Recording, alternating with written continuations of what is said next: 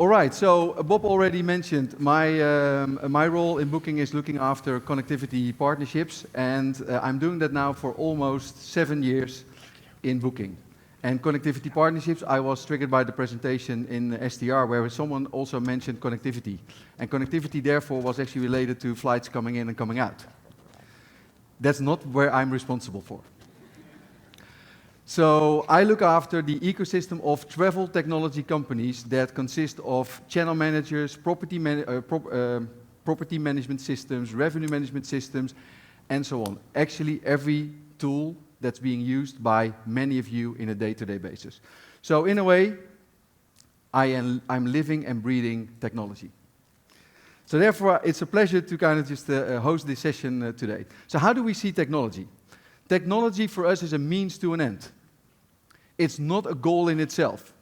And I think it's good to remind everyone of that. Let's say if we start to have technology as a goal, this becomes very complicated because we want ultimately technology to make our lives easier. The word easier you have heard before, right? That's also in our mission. We want to make it easier for everyone to experience the world. And in today's sessions, we are going to talk a bit more about what that means and how we make it easier through technology for our partners, for travelers, for industry, and for the community. But first, let me talk a bit about where we are today. Accommodations are using a wide variety of technology. Many tools that are out there. For using the day-to-day. You work with many other OTAs, not only with Booking. You have a PMS, you have a channel manager probably, and maybe some other tools as well. What's happening is that when you start to kind of use, for example, your channel manager and setting your rates in the channel manager and put the availability on, then often we see that people go to the extranet for a check in the calendar to see if everything is right. That feels a little bit like, and I'm not sure if anyone has done it, but have you ever sent an email to someone and called that person to ask if they've received the email?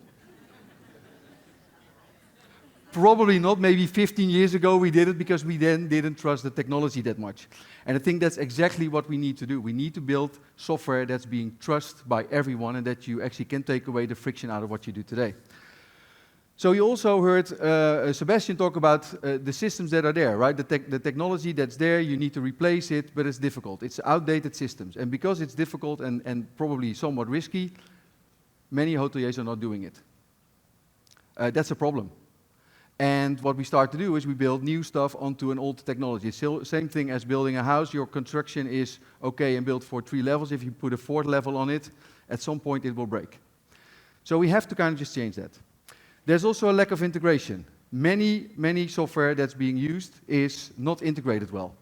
So another example, if you use a channel manager and the reservation comes in and you have not a connection with your PMS, you need to type in the reservation in your PMS. That's what we call human API. That's work for someone. You don't want to do that because it should be automated.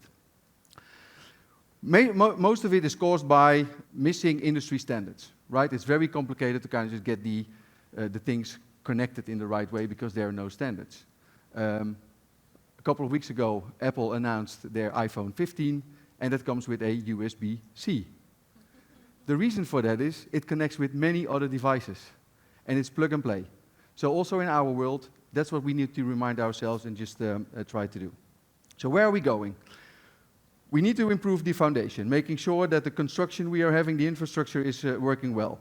And what we're planning to do from a booking point of view, we want to build a seamless experience. That means you can actually choose where you would like to interact with us. That doesn't mean you always have to go to the extranet, but you can actually use and work with us in the PMS, in the channel manager, in the revenue manager, to make sure that it's easier for you. You determine it, it's on your terms. And then I come back to what I said earlier where I started with. Technology, therefore, is a means to an end. And that's actually where we're going to talk about in the next 25 minutes. So I will now be joined on stage by a few colleagues, just one by one, that are going to talk about, last we have sustainability, then in the middle we have payments, and we start with product performance, and for that I would like to have Deborah on stage.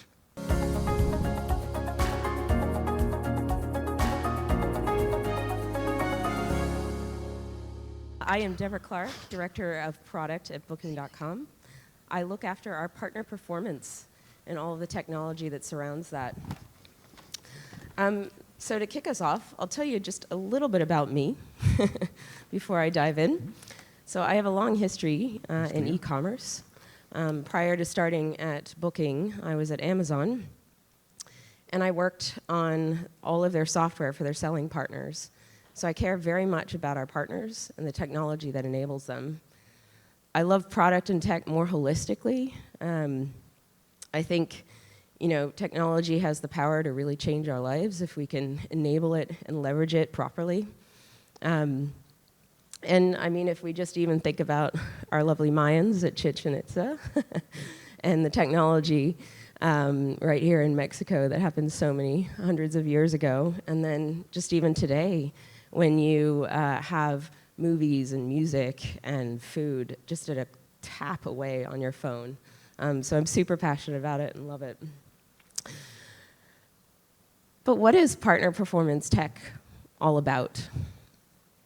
So just to give you a sense, Booking.com is a platform that's in demand, right? We have a lot of travelers working on our platform.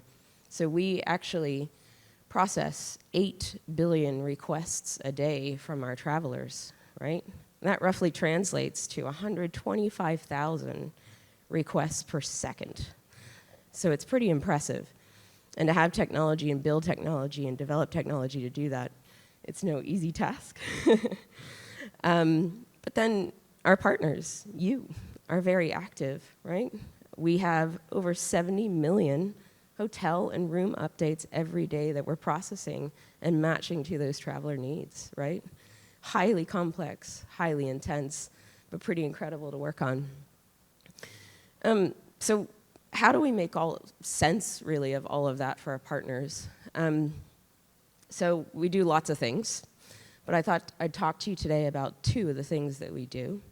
So one is that we create personalized recommendations for you against those 8 billion requests that we get from our travelers every day, to really make sure that we match those so that you can actually meet that varying traveler demand. And then the second thing we do is that we create tools that make it easier for you to manage your businesses and spend less time on doing things that you find ineffective.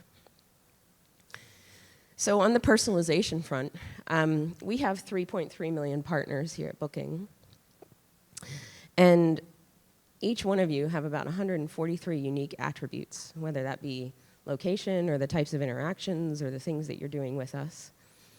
And we take all of those 3.3 million by 143 and build them into predictions and recommendations that are personalized to you, where we see an opportunity for you to really boost your performance with Booking. So I thought I'd just show you, I'm a product person, so I love showing the product, a bit on what that looks like. So here's our extranet. And backing this extranet are those 237 million predictions, right? Where we actually use machine learning to display what do we think is going to be the best thing that you can do to boost your business, right? And these are all personalized to every single partner and account combination. So here, for example, you can see that we're recommending unlocking your local market with mobile. If we take that to some of the account manager conversations that you have, we power this technology called Live Presso to produce these presentations backed by all this rich data, and we can create these presentations in less than a minute and a half. It's pretty incredible. But essentially here you can see that we're able to compare your performance holistically, look at your performance of your peer group and everything that we see happening on the platform, and then we're able to check and understand, right, what does that actually mean? What would we recommend for you to do? So as you're sliding through, you can sort of see that we actually show a piece there where mobile, in this instance, was something where the peer group was doing less. The peer group was doing better on mobile rates, so therefore we'd recommend that you become more competitive by offering mobile rates. So here specifically, as you can see there. And then the second thing, we create tools to help. So Right now, we have about 120,000 active properties that temporarily close and reopen. Now, this is on a monthly basis. So sometimes this is about seasonality, sometimes this is about renovations, it's about lots of different things. And 40% of those properties say to us, this is my most time-consuming task. Super, super annoying, difficult to go in and have to try and manage this all the time. So one of the tools that we've launched is reopening bookings through automation. So we just provide a tool where we essentially allow the automations to be set up, and then task done. No worries. No repeating, no onerous task. So for me, technology is about making big impact. We leverage millions of interactions and dynamic data to help our partners really grow their businesses with Booking. And now I'm going to hand you over to my colleague, Olaf.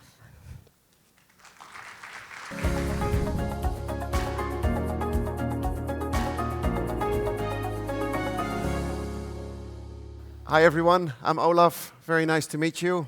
I head up the Global Accounts segment out of the Amsterdam office.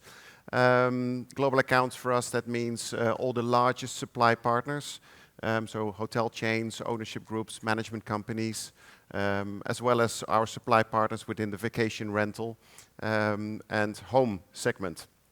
That means I'm actually not in payment or fintech. I am here to speak about it because I'm very passionate about the topic. Because I can see what payment and what fintech is doing for our partners. So I'm very pleased to take you through some of the information today.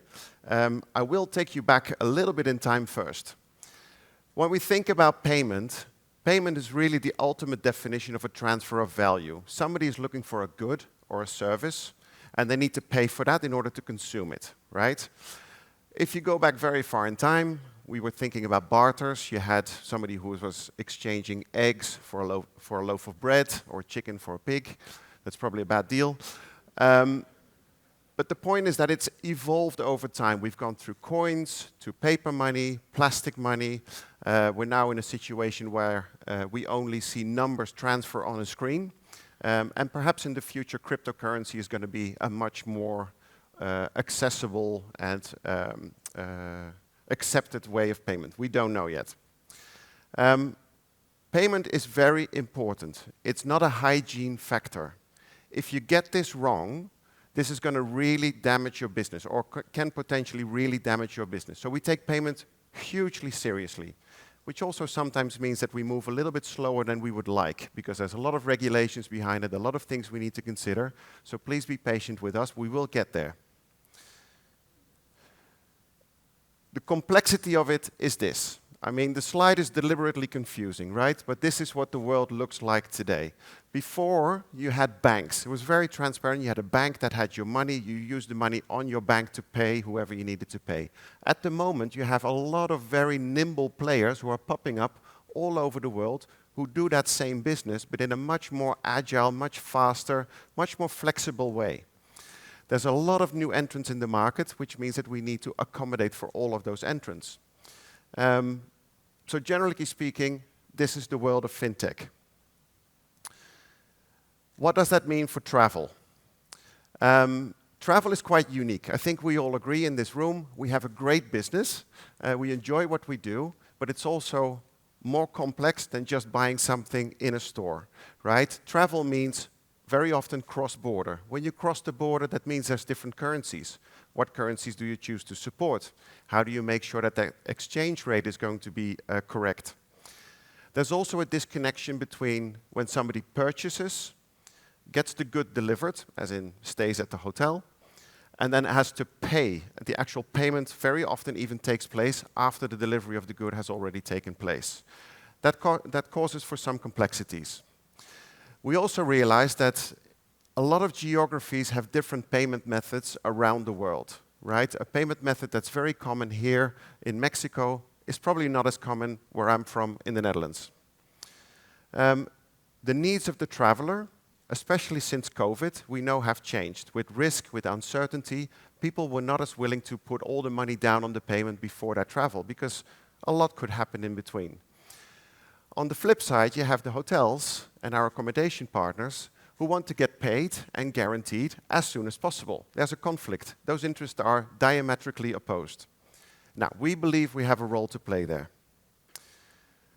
How is this evolving? Asia has been leading the way a little bit in alternative payment methods. We all know WeChat, Alipay, etc. But they are not unique anymore. This has evolved throughout the rest of the world. There's alternative payment methods which are now prevalent globally. There's a whole generation out there who's probably even never going to carry a plastic card. Now, that's interesting to think through.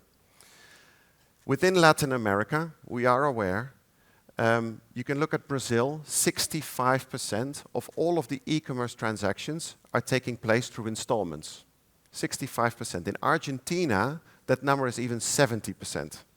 That's huge. I'm talking about all of e-commerce, right? So not travel specific. Overall in Latin America, 40% of all the transactions on e-commerce are done through alternative payment methods. Today, and this is LATAM specific, the number one reason to choose where to book is the payment method. Price comes second. That's crazy. So people want to pay when and how they want to. They're looking for that level of flexibility. So how do we fit in? I believe our role is to make this easier for all of you, as well as for our travelers. There is a lot to cater to, and even the largest hotel chains are struggling with this problem. Booking.com being a global platform, having a whole fintech department created to make sure that we support this complexity, is there to help you. We now have 900 people in the fintech department across 4 different countries, working on just this. What we aim to do is reduce the friction on both sides of the marketplace, so for you as well as for the travelers, for payment. That's why we've developed Payments by Booking. Early results are really positive. We see 50% or close to 50% of all of our transactions globally passing through Payments by Booking. We've seen a huge decrease in cancellation rates, and we've seen a huge uplift in conversion. That's good news for all of us. Also for the traveler, because they are now able to pay how they want to, and we are supporting them. We still have a lot of work to do. I just want to acknowledge that. I saw some questions pass through in the Slido. The next thing we're going to focus on for the coming year is we want to scale up bank transfer in Mexico and VCC payout in Brazil in the coming year. The other thing in LATAM, we want to work with a new payment service provider in the coming year. We don't have a firm commitment yet on who that's going to be, but we will try our best to make that happen in the coming year. That's it for me. I know payment is important. There's another topic which is even more important, at least I find, because that affects all of us, including our next generations, which is sustainability. So without further ado, I'd like to welcome Daniel da Silva to the stage to talk about this topic. Thank you.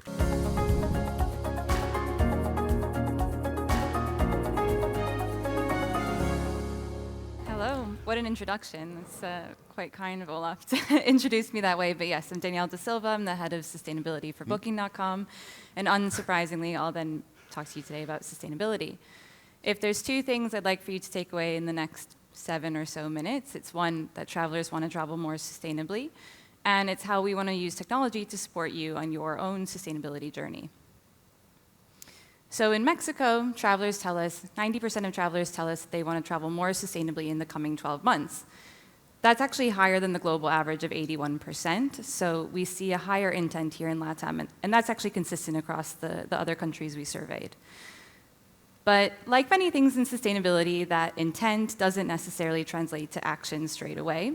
And there's a few barriers that we're seeing travelers facing, and what they tell us is that the first barrier is they don't know how to find more sustainable travel options, which is not hugely surprising because until a couple of years ago, there wasn't a great way for them to search for it, filter, compare across accommodations. The second one is that they tell us that they think sustainable options are too expensive. Now, that's not necessarily the reality, but perception is reality, and in this economic climate, travelers certainly believe that sustainability is more expensive. The third is that there is increased skepticism over sustainability labels. Travelers don't necessarily know what it means when an accommodation says it is acting sustainably. So they're looking for more information so that they can really make sure that it reflects what they're looking for. Beyond that, I think there's one other piece to consider, which is when 90% of our travelers tell us that they want to travel more sustainably, they're not all saying the same thing. So depending on what region a traveler is from, they might be considering different aspects of sustainability. I'm based in Europe, and European travelers, particularly in the Netherlands, when they say sustainability, they're talking about the environment, and they're very specifically talking about carbon. That's what's top of mind for them. But in LATAM, Africa, and APAC, you see many more travelers thinking about cultural heritage or other aspects of social sustainability. So we have to consider that complexity in, yes, they want more sustainability, but that's different for different travelers, and we can meet their needs better. So how does that translate into the booking process? 59% of global travelers say that for their next trip, they actually want to filter on certified properties. But again, in LATAM, that figure is quite a lot higher. So 70% of travelers in Mexico, 73% in Colombia, and 75% of travelers in Brazil tell us that they want to filter for certified properties on their next booking experience. Again, while this isn't necessarily the behavior that we see today, it's really important that we take that anticipated intent and demand into consideration, especially as sustainably minded generations are moving into a bigger decision-making power in travel, like Gen Z. We hear that younger generations really care about sustainability, and we know that it's a really big factor in their decision-making. So that's something that we want to consider. So how are we responding to that? And more importantly, how do we want to use technology and how we can better support you in this?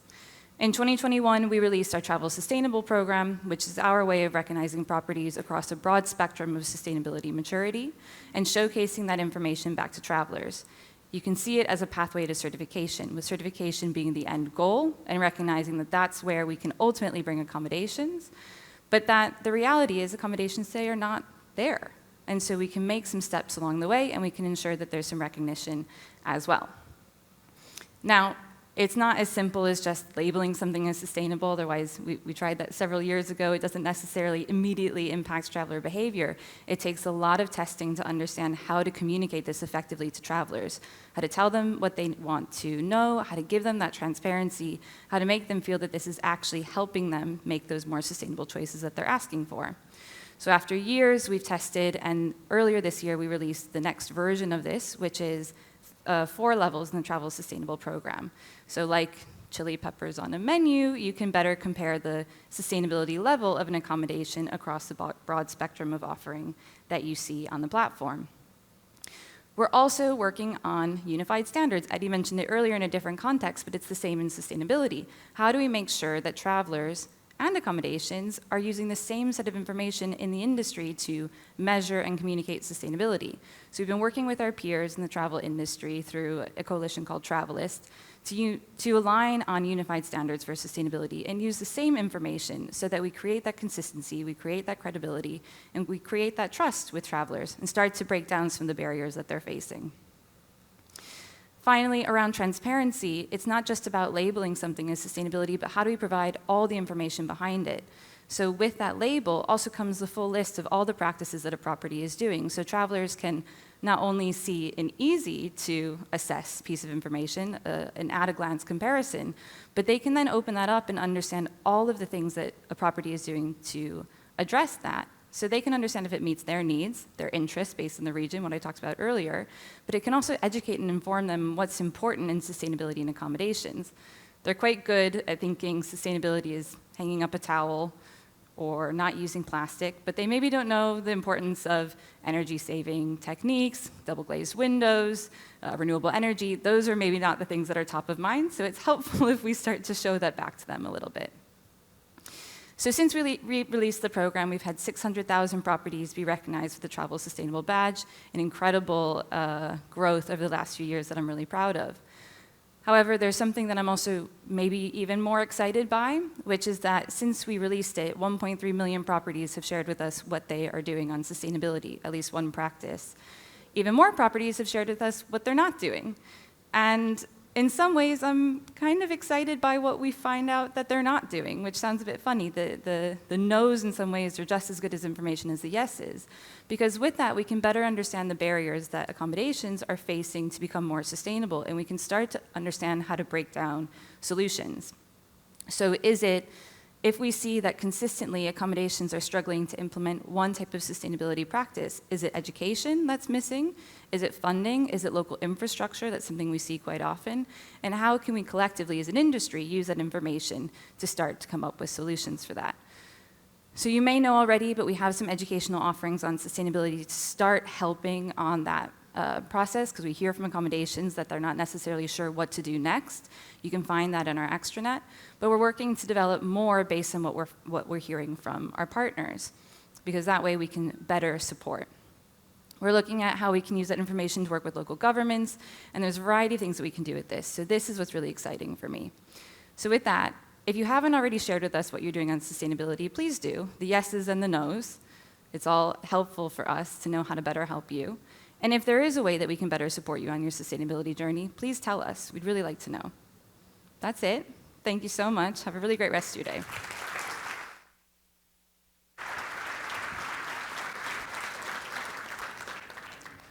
So you've just heard 4 different perspectives of how technology can enable our lives, our work, and where we try to make it easier. So we're now in the last minute or so of this session, and I would like to do a quick wrap-up, so for you to remind, let's say, the key takeaways of what you've just heard. We talked about in the beginning on the seamless experience, right? Making it easier for you to use the technology that's actually for you to choose from, right? Just not that you need to go to some places where you said, well, why do I need to go there, right? Just we talked about extranet, the platforms you used. So more flexibility to get software in on your own terms and use it on your own terms. We also talked about the performance, and you've seen how much data we leverage to kind of just give you the right information that helps you to grow your business on Booking. There's a ton of work that sits behind it, so remember, let's say, what sits behind it, but then also try to figure out a way how you can make best use of it. Payments is a key priority for us, as you heard Olaf talk about, and particularly for LATAM, there are some great plans underway which we are going to roll out in the coming year to also make it easier for people to pay on their own terms, just like how we see this in the seamless experience. And then last but not least, on the sustainability side, sustainability is something that travelers want and looking for. And we try to help you and support you as much as possible to actually cater towards those needs of these particular individual travelers, so that they can actually find the most sustainable options to stay. And with that, I would like to thank you for your attention and wish you a very pleasant and nice continuation of this conference. Thank you.